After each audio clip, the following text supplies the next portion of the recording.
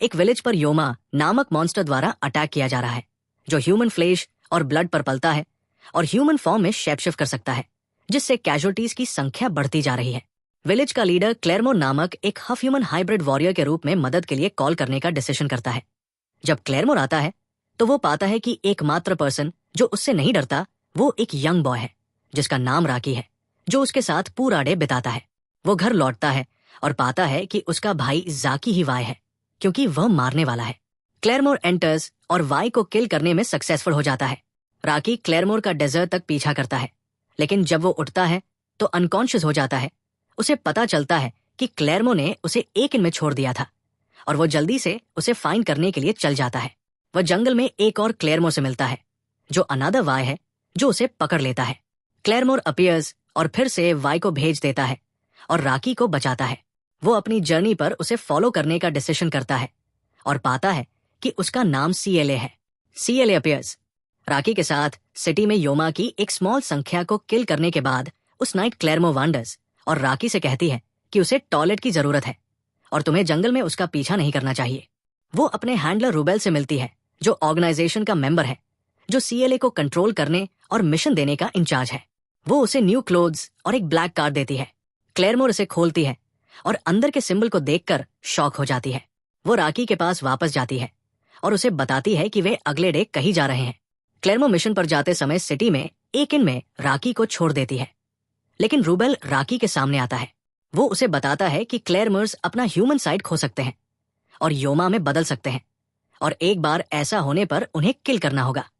राकी panics और CLA का पीछा करता है। वो राकी को बताती है कि वे एक क्लेरमोर को किल करने के लिए वहां है, जो उसकी योकी लिमिट पार कर चुका है और ऑलमोस्ट जागने वाला है। CLA बताती है कि वे दोस्त थे और एक दूसरे को कंफर्ट देते थे जब वे योमा में बदल रहे थे। क्लेरमोर अपीयर्स और CLA के साथ एक इमोशनल कॉन्वर्सेशन करता है, जो क्लेरमोर का नाम एलिना क्लेर बताती है और फिर अपनी दोस्त को 2 पीसेज में काट देती है, क्योंकि एलिना माफी मांगती है और उसे मारने के लिए धन्यवाद देती है, इससे पहले कि वो बाद में जागे। एलिना की क्लेरमोर को एलिना की डेथ के बाद उसकी ग्रेव को मार्क करने के लिए ग्राउंड में डाल दिया जाता है। रूबेल CLA को उसके नेक्स्ट टास्क पर रबोना के पास भेजता है। हालांकि रबोना कोई भी अननेचुरल क्रीचर को क्लेरमोर सहित एंट्री की अनुमति नहीं देती, इसलिए CLA को अपनी आइडेंटिटी सीक्रेट रखने के लिए योकी सप्रेसिंग पिल्स का यूज करना पड़ता है। दुर्भाग्य से ये उसे योमा को सेंस करने की एबिलिटी को लूज कर देता है और उसे डिफिकल्ट सर्च करनी होगी। वो और राकी होली सिटी में ब्रदर और सिस्टर के डिस्गाइज में एंटर करते हैं, कुछ आइटम्स बेचने की तलाश में। वे चर्च को हैंडओवर करते हैं और फादर विंसेंट से मिलते हैं, जिसने उस नाइट बाद में क्लेरमोर की मदद के लिए भेजा था। CLA फिर से उससे मिलती है और थोड़ी इन्फॉर्मेशन प्राप्त करने के बाद उसे पूछती है राकी का ख्याल रखना, अगर वो मर जाती है तो वो चली जाती है। लेकिन गल और सिद्ध 2 गार्ड्स द्वारा एम्बुश्ड होते हैं, जो उसे क्लेरमो होने का सस्पेक्ट करते हैं।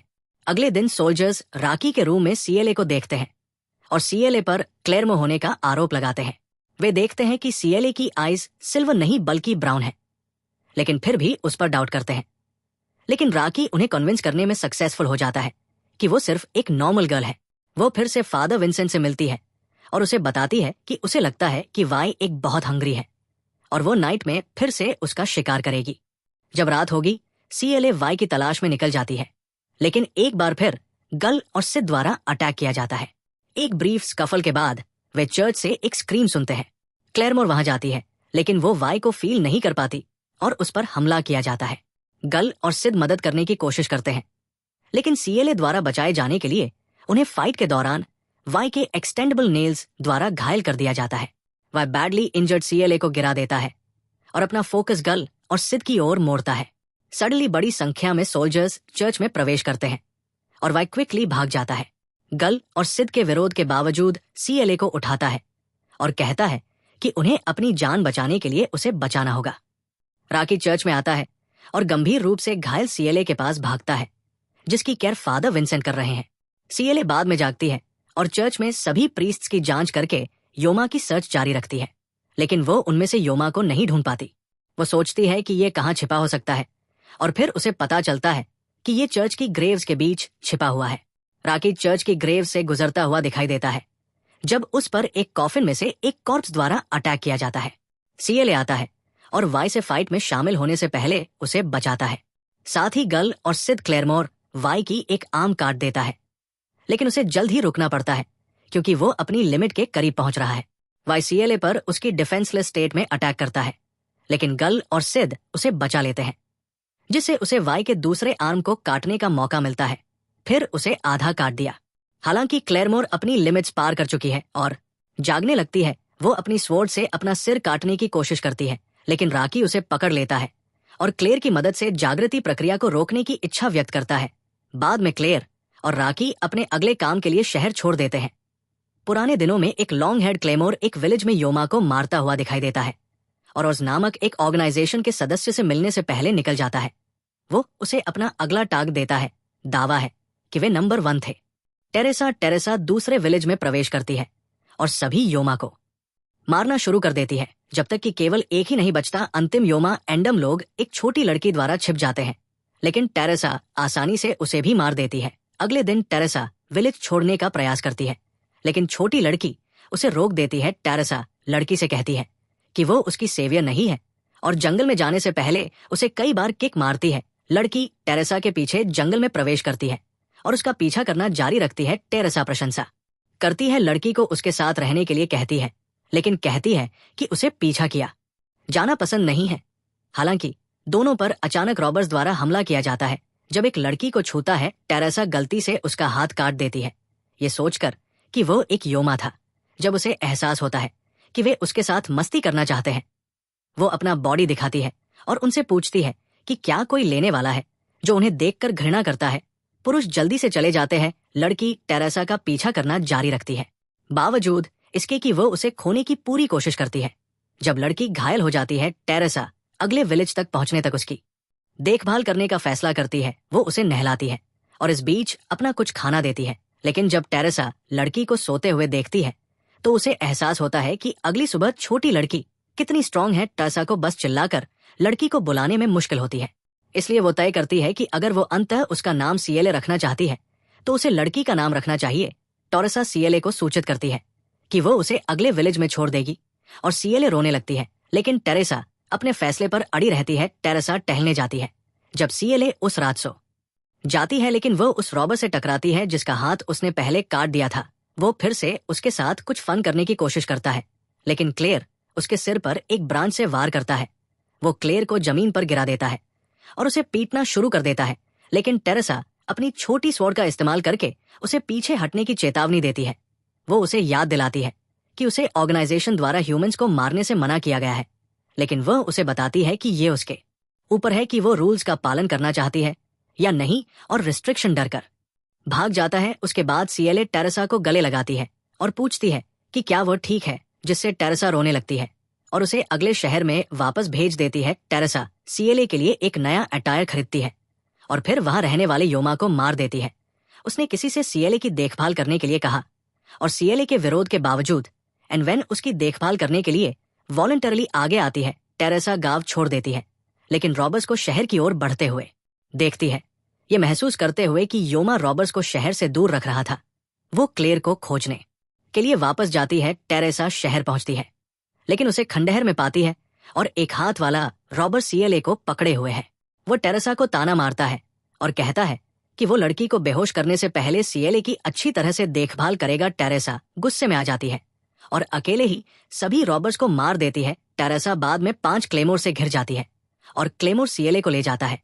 टेरेसा को मारने का प्रयास करता है, लेकिन वो आसानी से उन 5 को हरा देती है, लेकिन उन्हें जीवित छोड़ देती है। सीएलए उसके पास दौड़ती है और ओर्स से पूछता है कि क्या हो रहा है। टेरेसा घोषणा करती है कि उसे अपने अस्तित्व का अर्थ मिल गया है। वो सीएलए की खातिर जीवित रहेगी और उसे चेतावनी देता है कि उसे पछतावा होगा, लेकिन वो फिर भी चली जाती है और आदेश देता है क्लेमोर नंबर 2 से 5 को टेरेसा को मारने के लिए भेजा जाए। 2 क्लेमोर दिखाई देते हैं, एक विलेज जो बड़ी संख्या में योमा से लड़ रहा है, जिसका नाम सोफिया एनएल है। वे इस बात पर बहस करते हैं कि सबसे ज्यादा योमा को किसने मारा है। वे इस बात पर भी बहस करते हैं कि कौन तीसरे नंबर पर है, दूसरा क्लेमोर। आयरन प्रकट होता है और उनकी बहस को रोकता है।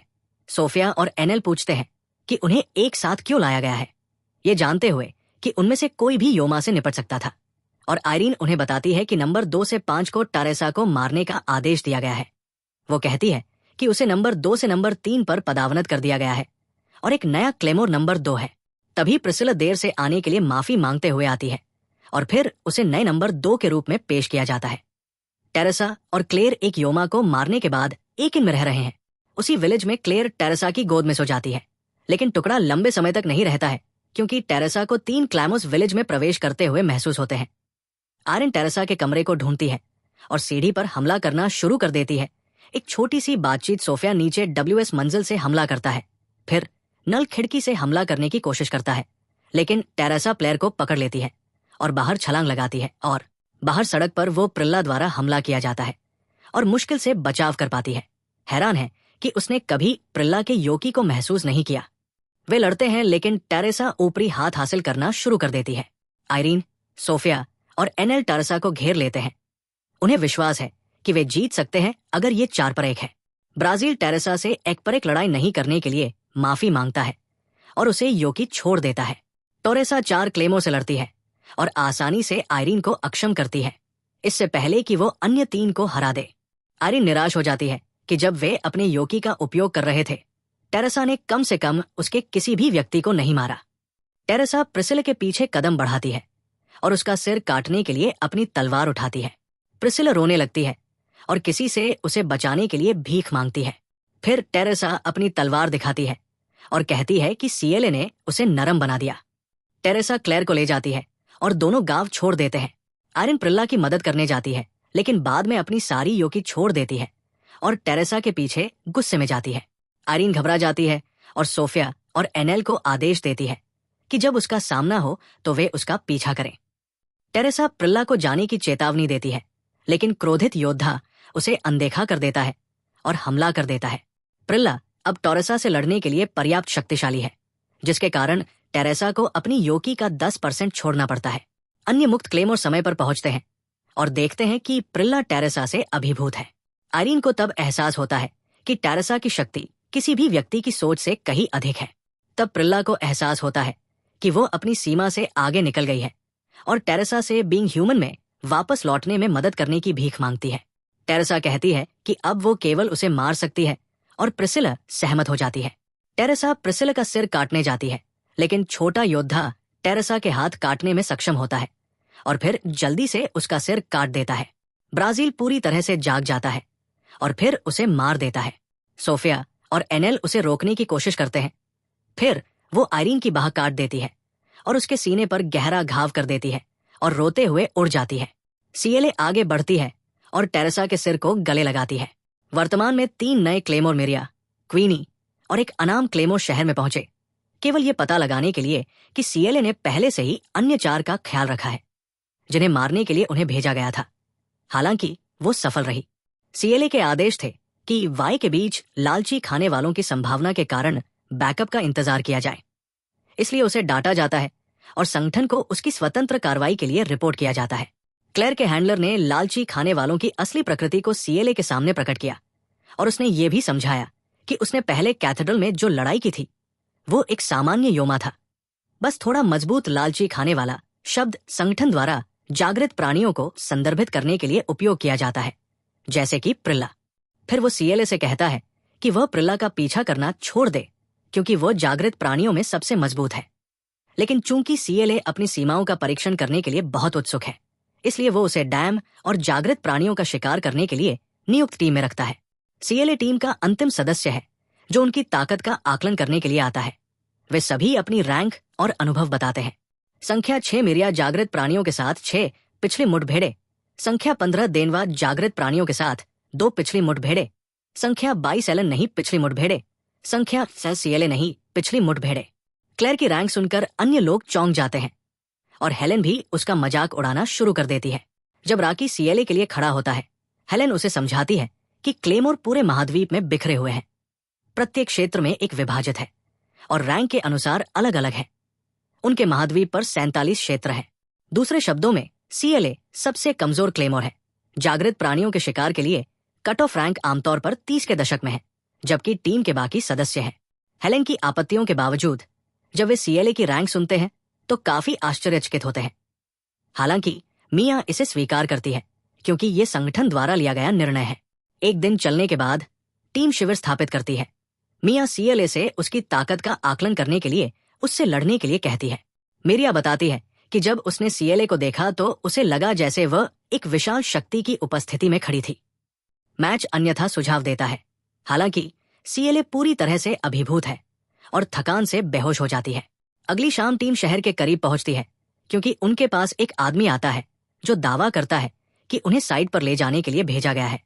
हालांकि मिरिया को उसके योकी का आभास होता है और वो हमला करती है क्योंकि उनके सामने वाला आदमी जागृत प्राणी है जिसकी देखभाल करने के लिए उन्हें भेजा गया था।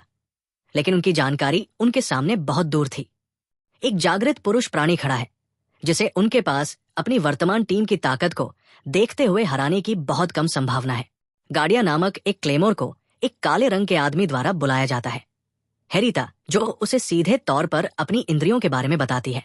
पर्वत श्रृंखला वहां से बियॉन्ड उसे लगता है कि 4 क्लेरमोज में से योकी एक अवेकन पुरुष प्राणी का सामना कर रहा है।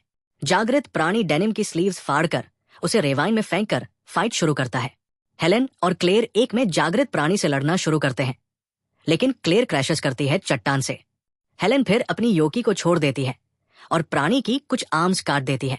हालांकि जागृत प्राणी जल्दी से अपनी लिम्स फिर से जोड़ लेता है और फिर से अटैक्स करता है।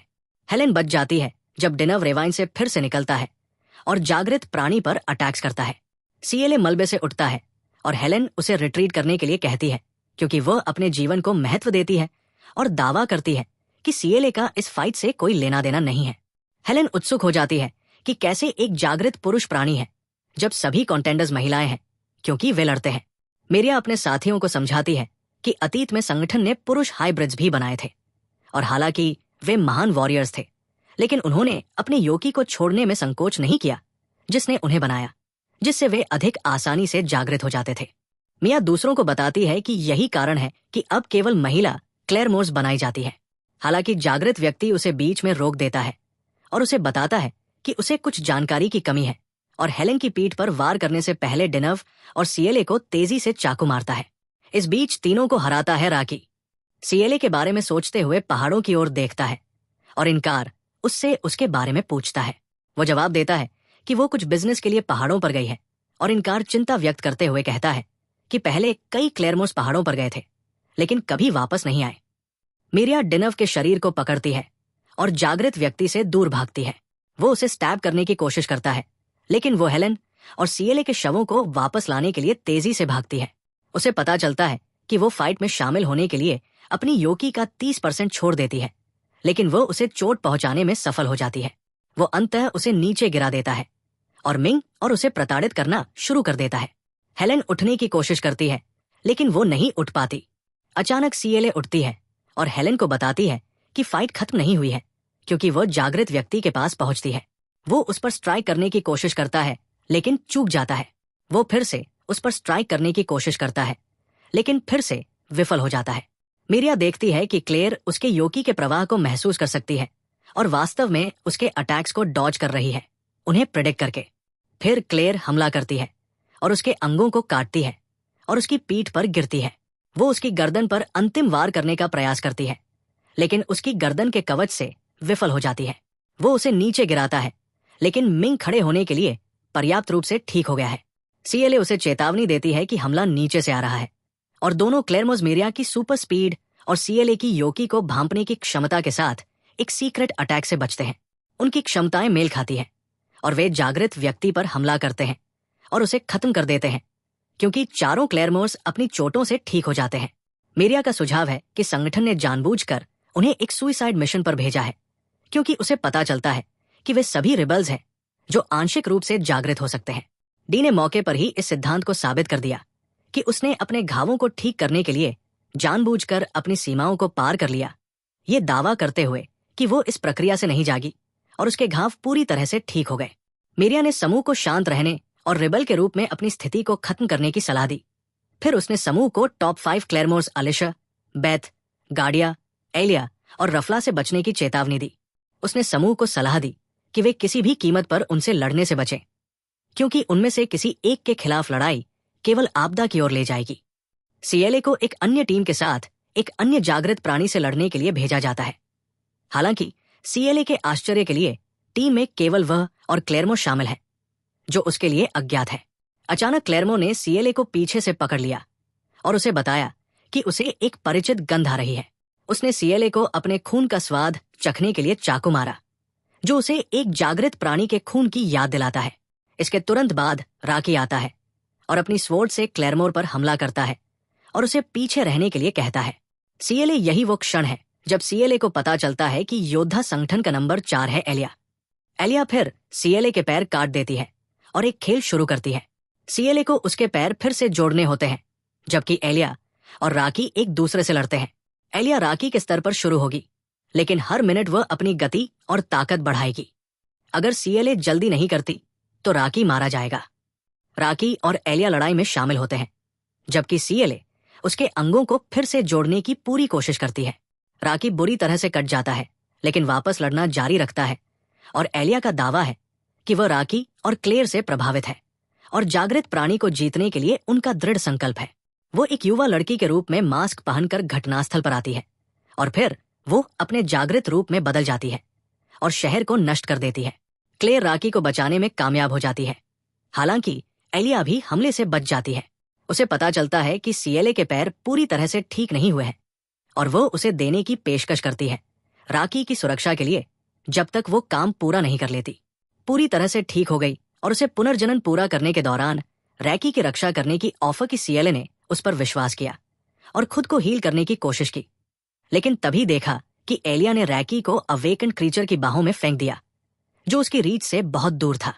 क्लेयर ने एंगर में योकी को छोड़ दिया और खुद को एलिया की पकड़ से फ्री करने में कामयाब रही। वो अवेकेंड क्रीचर की ओर बढ़ी और रैकी को सक्सेसफुली बचा लिया। हालांकि ऐसा करने में वह अपनी हफ अवेकेंड स्थिति एलिया को बताती है, जो अब एक्चुअली उसका शिकार करना चाहती है। सीएलए फिर रैकी को उसे पकड़ने के लिए कहती है और वे फ्ली हो जाते हैं। एलिया उनके पीछे जाना चाहती है, लेकिन अवेकेंड क्रीचर द्वारा क्विकली बाधा उत्पन्न की जाती है, जो पहले एलिया से छुटकारा पाना चाहता है, और वे एक फाइट में शामिल हो जाते हैं। इस बीच क्लेयर जितना पॉसिबल हो सके भागने की कोशिश करती है, ये जानते हुए कि फाइट में ज्यादा टाइम नहीं लगेगा। जंगल में रुक जाती है क्लेयर। रैकी को उसे छोड़ने के लिए कहती है क्योंकि एलिया केवल उसके पीछे जाएगी। राइकी ये कहते हुए मना कर देता है कि वो वही रहना चाहता है उसके पास, लेकिन सीएलए उसे किस करती है और प्रॉमिस करती है कि वे फिर मिलेंगे। टीयर्स से लथपथ राइकी सीएलए के वर्ड्स को दिल से लगा लेता है और जंगल में भाग जाता है। सीएलए को एलिया से भागते हुए देखा जाता है, हालांकि बाद में वो उसे पकड़ लेती है। एलिया उस पर अटैक करती है और उसे ईजिली घायल कर देती है। हालांकि सीएलए उसकी हरकतों का गैस कर सकती है, लेकिन वो सीएलए को अपनी वेवी स्वॉर्ड दिखाती है, जो स्वॉर्ड के ब्लेड को फास्ट गति से हिलाकर की जाती है, जिससे ब्लेड ऐसा दिखाई देता है जैसे वो स्नेक की तरह वेव हो। संघर्ष में सीएलए अपना राइट हैंड खो देती है और एक रॉक से गिर जाती है, लेकिन उसने ऐसा जानबूझकर किया था ताकि वो अपनी डेथ का फेक कर सके और एलिया को ये सोचने दे कि उसने फाइनल ब्लो किया है। दुर्भाग्य से एलिया डेस्परेशन में आखिरी मोमेंट में सीएलए की ट्रिक को समझ जाती है। सीएलए एलिया पर अटैक करना शुरू कर देती है, लेकिन एक भी वार नहीं करती। अंत में उसका बचा हुआ लेफ्ट हैंड भी कट जाता है और वो खुद का डिफेंस नहीं कर पाती क्योंकि एलिया अटैक करने वाली होती है। फाइनल ब्लो के बाद एक स्ट्रेंजर प्रकट होता है और कहता है कि उसे एक फैमिलियर की प्रेजेंस का आभास हुआ है। एलिया रैंडम वांडर से परेशान है और लापरवाही से अटैक करती है, ये जाने बिना कि वो स्ट्रेंजर कोई और नहीं बल्कि ऑर्गेनाइजेशन का फॉर्मर नंबर 3 है। कुछ ही सेकंड्स में आयरीन पर स्वॉर्ड से वार करती है। एलिया आयरीन के फास्ट स्वॉर्ड के अटैक से जल्दी ही ओवरवेल्म्ड और इनकैपेसिटेटेड हो जाती है।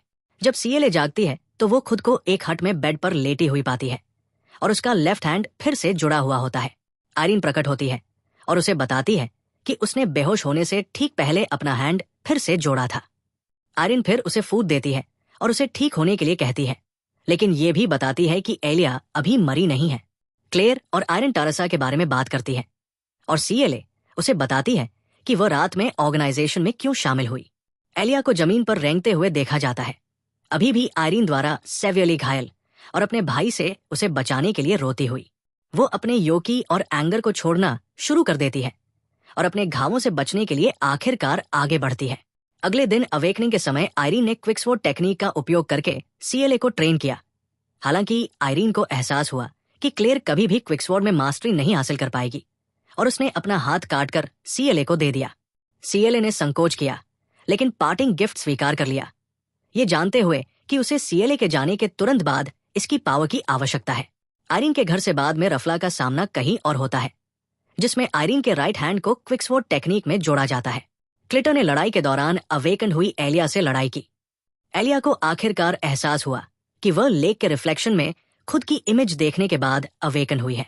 वो शौक से लकवाग्रस्त हो जाती है और क्ले को खुद को फ्री करने और कुछ नुकसान पहुंचाने की अनुमति देती है। दुर्भाग्य से उसका आयरीन के हाथ पर पूरा कंट्रोल नहीं है और वो अवेकन क्रीचर को खत्म नहीं कर सकती। फिर एलिया एक नया गेम पेश करती है। क्लेयर को उसके शरीर को काटना होता है और हाथ पर कंट्रोल खोए बिना एंड तक पहुंचना होता है। अवेकनिंग के समय गेम शुरू होता है और सीएलए अपना रास्ता काटती है। एलिया का अवेकन बॉडी एलिया टिप्पणी करती है कि वो सीएलए जैसे लोगों से नफरत करती है जो प्रतीक्षा करते हैं और अपनी लाइफ को रिस्क में डालते हैं, ये जानते हुए भी कि वे कोई चांस नहीं देंगे। अपनी इरिटेशन के लिए वो क्लेयर को छेदती है, जिसे आधे रास्ते में रुकना पड़ता है। उस पर चिल्लाती है और उसे उन लोगों की याद दिलाती है जिन्हें वह पीछे छोड़ देगी, क्योंकि वो पार्शली एलिया ह्यूमैनिटी के अवशेषों से एनकरेजमेंट के लिए धन्यवाद देती है। सीएलए उसके पूरे शरीर को काटने में कामयाब हो जाती है। फिर एलिया सीएलए को उसे मारने देती है। एलिया के अवेकन होने और मृत्यु के बाद 3 महीने तक सीएलए से कांटेक्ट करने में असमर्थ ऑर्गेनाइजेशन ने उसे ट्रैक करने के लिए गड़िया को भेजने का फैसला किया। इस बीच क्लेयर राइकी को ढूंढती है और अपने योकी के साथ एक लोकल टाउन में दबा हुआ है। वो अगले दिन अवेकन होने वाले व्यक्ति की तलाश में क्लेमोर के एक दल से लगभग टकरा जाती है। सीएलए राइकी की तलाश जारी रखती है। भाई बहनों की जोड़ी से मिलती है। लड़की उसे एक लड़के रैकी के बारे में बताती है जो उसे ढूंढ रहा था। जल्द ही एक गंभीर रूप से घायल क्लेमोर शहर में लंगड़ाता हुआ आता है और क्लेयर को बताता है कि ग्रुप को पकड़ लिया गया है। वो उन्हें बचाने के लिए निकल पड़ती है। इस समय उन्हें टॉर्चर दी जा रही है। जागृत सीएलए एक केव में पहुंचती है जिसमें 2 जागृत प्राणी रहते हैं, जिनमें से एक पश्चिम की राइफल के रूप में जाना जाता है और उसका प्रेमी और रक्षक 2 के साथ उसका कॉन्फ्रंटेशन होता है। सीएलए को गड़िया द्वारा बचाया जाता है, जबकि वो फिर से डॉट से लड़ने की कोशिश करती है। सीएलए अपनी लिमिट को पार कर जाती है और लगभग जाग जाती है, लेकिन आखिरी सेकंड में गालिया की योकी सिंक्रोनाइजेशन टेक्निक द्वारा उसे वापस खींच लिया जाता है। फिर उन्हें नॉर्थ वेस्ट और साउथ के 3 एबिसल लोगों के बीच एक सीक्रेट वेपन्स रेस का पता चलता है और राइफल के इंटेंशंस उनके अनअवॉइडेबल क्लैश से पहले अधिक से अधिक जागृत सोल्जर्स को अपने पक्ष में शामिल करने के लिए जुटाना है। क्योंकि गड़िया टाइम खरीदती है, क्लेयर का अटेंशन भटकाकर डॉट को पकड़ती है और दौड़ती है जीन को बचाने वाले अकेले क्लिंग अपनी स्पेशल ड्रिल स्वॉर्ड टेक्निक के साथ। डू के हैवी आर्मोर को भेदने में सक्षम थे। जब क्लेयर जीन को ढूंढती है तो नंबर एन का बॉडी पहले से ही पूरी तरह से जागृत हो चुका होता है, लेकिन मिरेकल रूप से उसका माइंड अभी भी ह्यूमन है। जीन सीएलए से विनती करती है कि वो उसे तब तक मार दे जब तक वो अभी भी ह्यूमन है, ताकि वह एक ह्यूमन के रूप में मर सके। हालांकि सीएलए वही तरीका आजमाती है जो गड़िया ने जी को वापस लाने के लिए उसके साथ किया था। सौभाग्य से वो सक्सेसफुल हो जाती है और जी को ठीक होने के लिए थोड़ा टाइम देने के बाद जीन का बॉडी वापस अपने ह्यूमन रूप में बदल जाता है।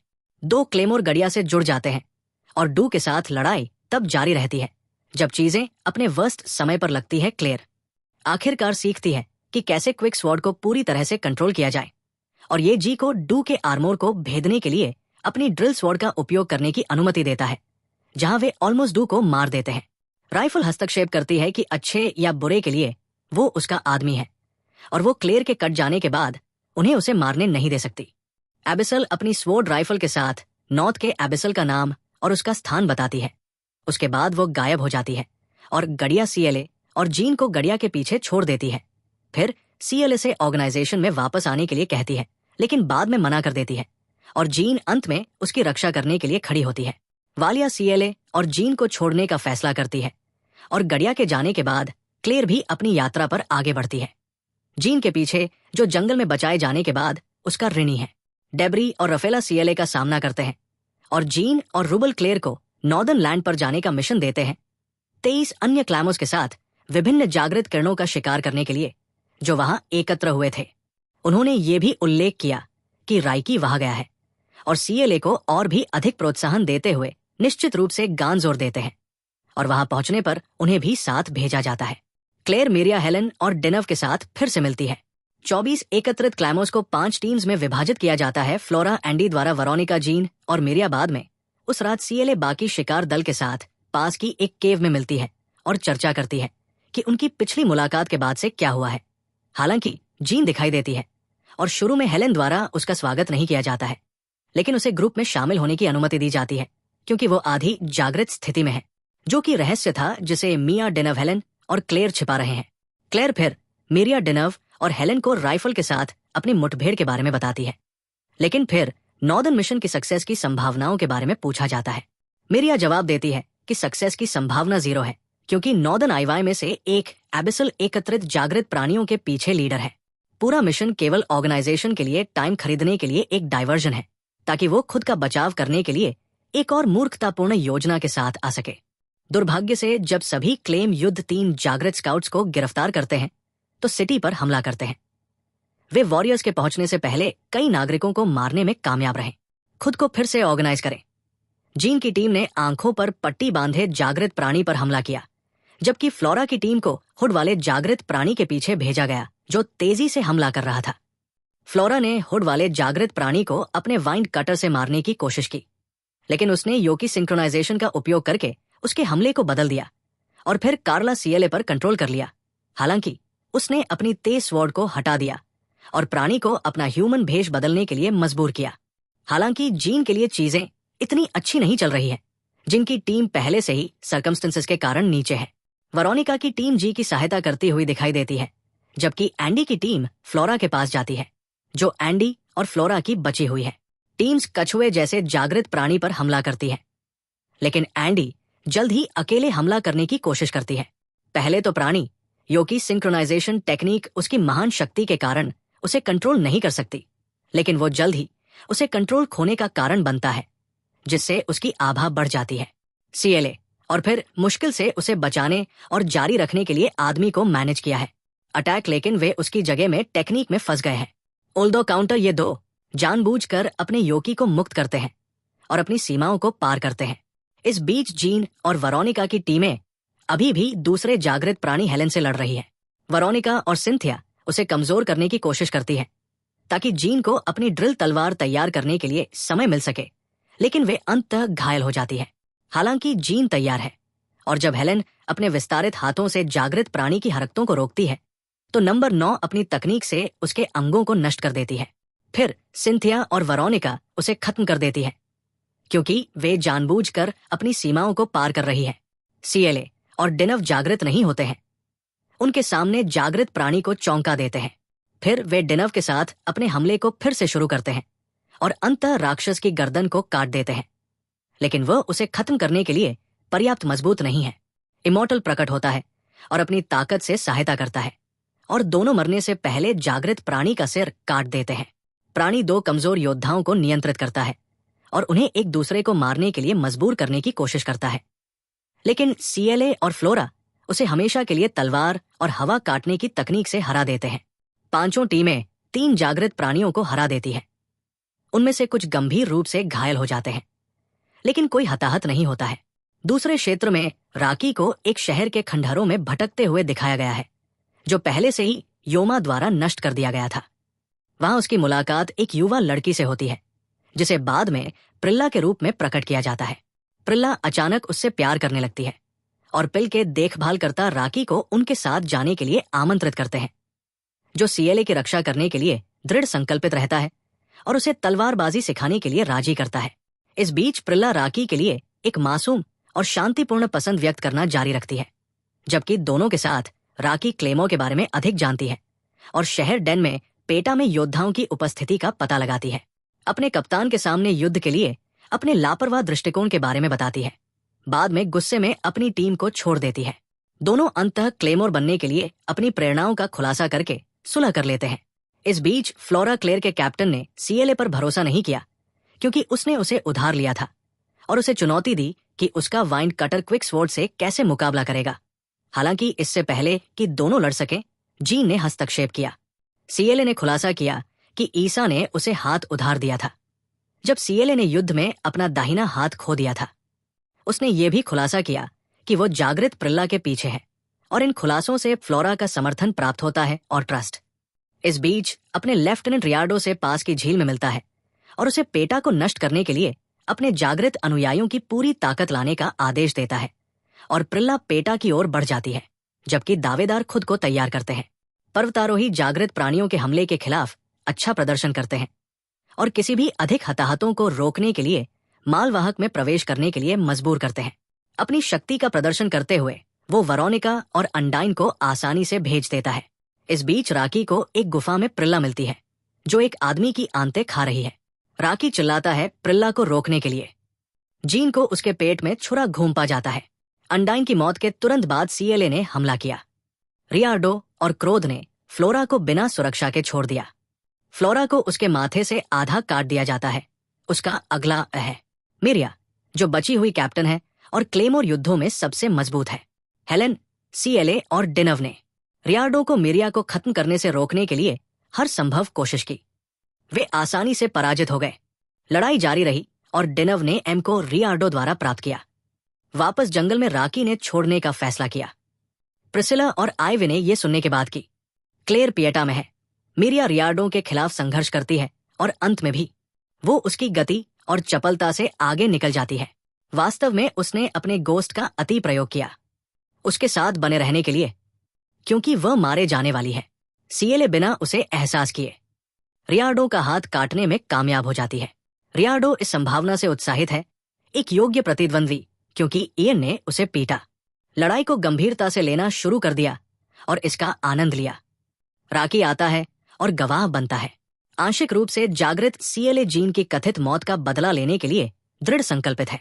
सीएलए खतरनाक मात्रा में ऊर्जा जारी करता है और अंततः रियार्डो को टुकड़ों में काट देता है।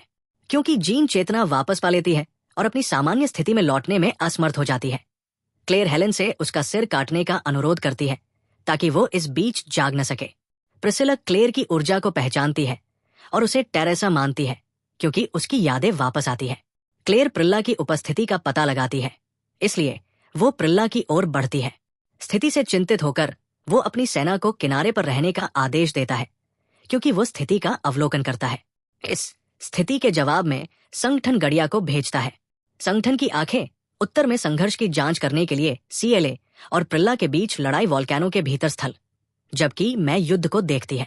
प्रिसिला, जो ये नहीं समझती कि वह एक जागृत प्राणी है, सीएलए को आसानी से पीछे हटा देती है, जिसे वह टेरेसा मानती है। इस बीच जीन और राकी युद्ध के मैदान की ओर यात्रा करते हैं, क्योंकि सीएलए प्रिसिला द्वारा मारे जाने वाली है। मिया, हेलेन और डैन उसे बचाने के लिए वे एक कैट सीट तक पहुंचने में कामयाब रहे, लेकिन प्रिसिला ने अपनी शक्ति पूरी तरह से छोड़ दी, क्योंकि वह उस समय पूरी तरह से जागृत नहीं हुई थी। उसने 3 क्लेमोर को आसानी से हरा दिया। टेरेसा क्लेर का बदला लेने के लिए दृढ़ संकल्प पूरी तरह से अपनी ऊर्जा को पराजित करने के प्रयास में छोड़ देता है। सीएलए लगभग पूरी तरह से जागृत हो जाती है और लड़ाई जारी रखती है, बावजूद इसके कि प्रिल्ला अभी भी लड़ाई पर हावी है। जब क्लेर पर्याप्त मानसिक शक्ति जुटाती है और अपने संघर्ष के पूरे उद्देश्य को खुद से दोहराती है, तो वो स्पष्ट रूप से सहज हो जाती है। टेरेसा के जागने के फ्लैशबैक, सीएलए उस पर कई विनाशकारी हमले करती है। प्रिल्ला अपने मानव रूप में वापस आ जाती है और जब राकी हस्तक्षेप करता है तो वो मरने ही वाली होती है, लेकिन सीएलए खुद को नियंत्रित करने में असमर्थ होती है और उस पर भी हमला करती है। जीन इसके बजाय झटका लेती है और हालांकि घातक रूप से घायल हो जाती है, वो सीएलए को उसके मानव रूप में वापस लाने में सफल हो जाती है, ताकि सीएलए ने उसके लिए जो किया था उसका बदला चुका सके। इससे क्लेर अपने साथी की मौत के दुख से तड़प उठती है। प्रिसिला को फिर से वापस लाया जाता है। अंतिम दृश्यों में मिरिया, हेलेन, डिनव और क्लेर ने संगठन छोड़ने और अलग अलग यात्रा पर जाने की अपनी इच्छा की घोषणा की। हेलेन डिनव के साथ यात्रा कर रही है और राकी सीएलए के साथ। बस इतना ही दोस्तों। अगर आपको ये वीडियो पसंद आया तो नीचे एक टिप्पणी अवश्य करें, लाइक बटन दबाएं और अधिक के लिए सदस्यता लें।